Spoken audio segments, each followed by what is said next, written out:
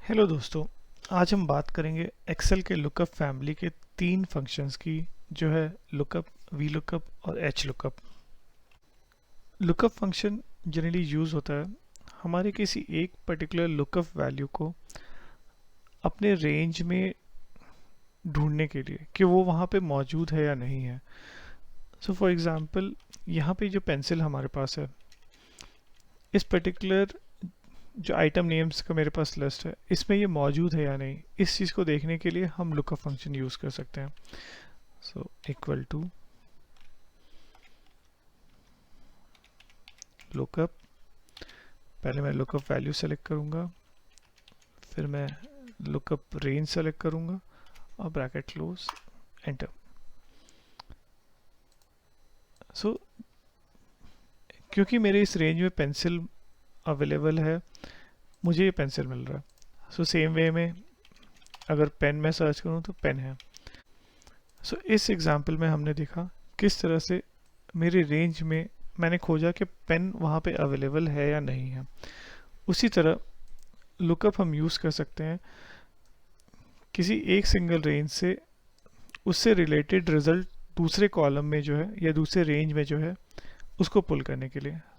जैसे कि यहाँ पे ऑर्डर आईडी है, इस ऑर्डर आईडी के बेसिस में मैं लुकअप यूज़ करके जान सकता हूँ कि उसके अगेंस्ट कौन सा आइटम लिस्टेड है। So equal to lookup order ID, order ID का रेंज मैंने सेलेक्ट कर लिया। अब आइटम रेंज, ब्रैकेट क्लोज और एंटर। सो इस ऑर्डर आईडी के अगेंस्ट पेन है। सो सेम वे में अगर मैं ऑर्डर आईडी को चेंज कर देता हूँ 30 में, सो इस ऑर्डर आईडी के लिए पेन सेट है जो मुझे मिल रहा है। लेकिन लुकअप के साथ एक प्रॉब्लम है, अगर मैंने गलती से यहाँ पे 31 टाइप कर दिया लेकिन मेरे ऑर्डर आईडी में 31 है ही नहीं, ये स्टिल मुझे पेन सेट देगा। सो ये एक सबसे बड़ी खामी है लुकअप फंक्शन में। और कई बार होता है कि आपके सर्च रिजल्ट में वो चीज़ अवेलेबल ही ना हो जो आप सर्च करना चाहते हैं, लेकिन फिर भी आपको एक रिजल्ट मिल रहा है, जो कि एक रिस्की सिचुएशन हो सकता है। वी लुकअप एक डेटा रेंज में या एक टेबल में हमेशा लेफ्ट से राइट के वैल्यूज़ को सर्च करने के लिए रहता है।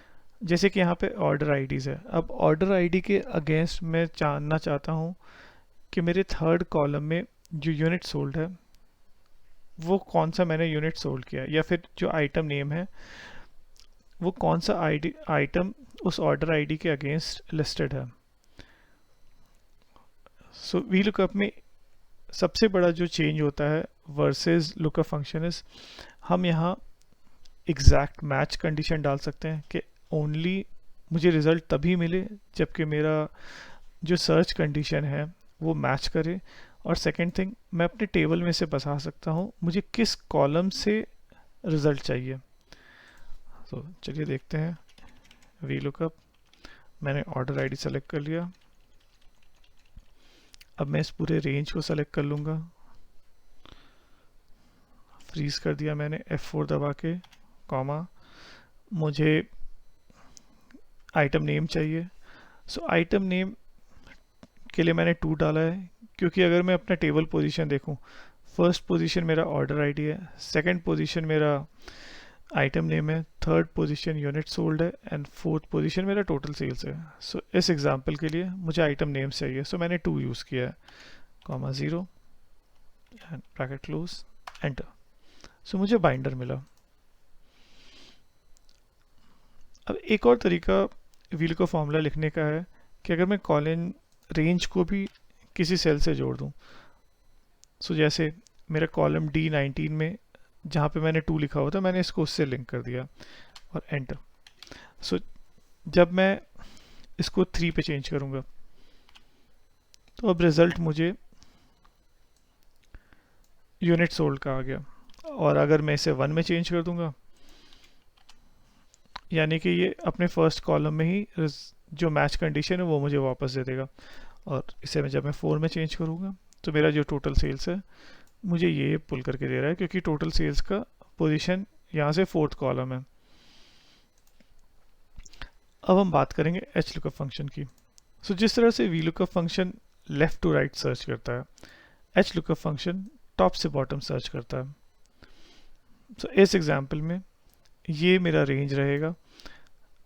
सो मैं हेडर रो को अपना बेस बना के चलूँगा, equal to H lookup. Again मैंने यहाँ पे आइटम नेम लिख कर रखा है, सो मैं आइटम नेम को सेलेक्ट कर रहा हूँ और फिर मैंने पूरा रेंज सेलेक्ट कर दिया, फ्रीज F4 दबा के, कॉमा।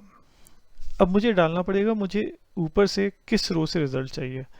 सो फॉर एग्जांपल मैं पेन का रिजल्ट जानना चाहता हूँ। सो 1 2 3 4 फोर्थ पोजीशन है, equal to 4 comma 0 absolute match के लिए and enter. So item name ऊपर से 4th रो है पेन, सो मुझे रिजल्ट पेन मिला। अब जिस तरह वी लुकअप में मैंने कॉलम इंडेक्स को इस सेल से लिंक किया था, मैं एच लुकअप में रो इंडेक्स को इस सेल से लिंक करूंगा, कॉमा D23 से मैंने उसको कनेक्ट कर दिया एंड 0। सो अब मैं इसे अगर 2 करता हूँ, सो दैट मीन्स मेरा रो इंडेक्स जो है वो सेकेंड रो से मुझे रिजल्ट देगा।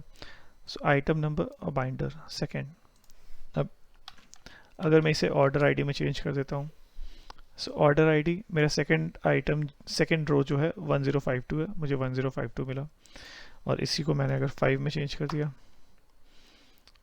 10530 10530। सो दोस्तों, इस वीडियो में हमने देखा किस तरह से हम लुकअप को यूज़ कर सकते हैं, किस तरह से वी लुकअप को यूज़ कर सकते हैं, किस तरह से एच लुकअप को यूज़ कर सकते हैं। आई होप आपको ये वीडियो अच्छा लगा एंड आपने कुछ नया सीखा। Thanks for watching, stay safe, take care, good bye.